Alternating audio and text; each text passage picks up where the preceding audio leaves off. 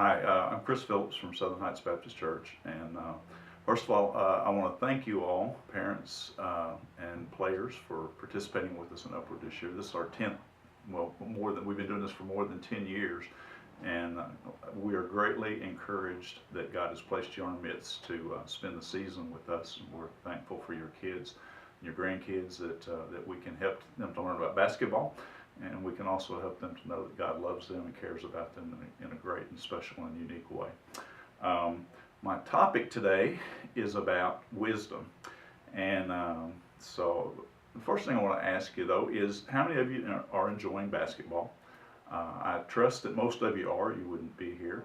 I love basketball, but I love another sport even better, and that's football. And I want to talk to you a little bit about what happened in the national championship game for college football this year. I developed a new hero in the time, and it's the coach of the Clemson Tigers, Devo. And Devo, by his own admission, would probably say that he's not the sharpest knife in the drawer. My grandpa used to tell me that when I was younger, and I didn't really know what it meant. But in time, I learned that you aren't always the smartest person in the room. You may very well have great knowledge, but you may not possess other things, and that other thing would be wisdom. So you might ask what the difference is. And the difference in knowledge and wisdom, pretty simple really. Knowledge you gain from life experiences and books and classroom settings and all those things, readings that would give you knowledge about a particular topic or subject. But what you do with that then becomes the application of that knowledge, and that's what wisdom is really all about. Devo, he got into a time in this national championship game where his team was down 14-0, and it looked like Alabama was just going to run away with it. But Devo stayed the course, and his team had faith in him, and they stayed the course as well. So out through the game, their plan and their strategies, they started to click and they started to take off. And by the end of the game, they had won the national championship over a much favored Alabama team. So, he's just a great guy and a great inspiration. His players love him. They respond to his teachings and his instruction well. That's really what wisdom is all about.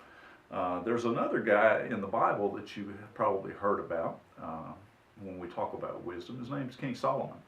King Solomon was very young when he took over the throne from his father David. And King Solomon knew that he just didn't really possess all the skills that it was going to take to lead the people of Israel. So he did something. He asked God for knowledge and wisdom to lead.